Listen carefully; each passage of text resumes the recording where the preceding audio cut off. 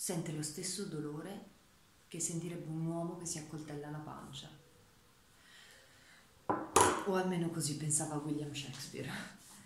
In molti dei suoi scritti ci lascia il suo pensiero secondo cui il mal d'amore è un male fisico, e nel sonetto 90 ce lo spiega attraverso una metafora bellica.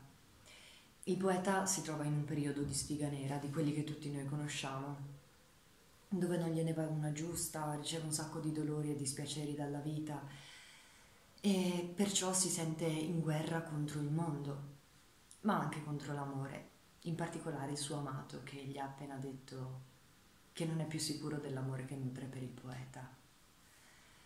Allora Shakespeare prende coraggio e gli chiede di lasciarlo seduta stante, convinto che solo adesso può far fronte a un dolore così grande, perché è talmente grande il mal d'amore che si mangia anche tutti gli altri più piccoli, ridimensionati, che gli procura la vita, illudendosi forse poi che possa un giorno dimenticarsene e andare avanti.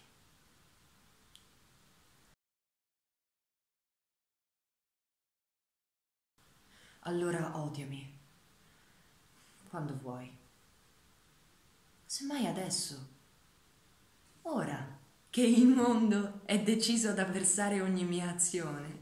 Unisciti ai dispetti della fortuna, piegami ad essa, ma non piombarmi addosso quando sono già a terra. Quando il mio cuore sarà evaso da questo dolore, non fare marcia indietro contro un'angoscia già sconfitta.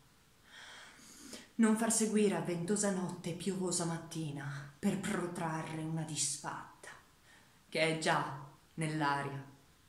Se intendi lasciarmi, non lasciarmi alla fine, quando altre futili pene mi avranno fiaccato, ma vieni subito all'assalto. Sì, ch'io assapori sin da principio il peggio della potenza della fortuna.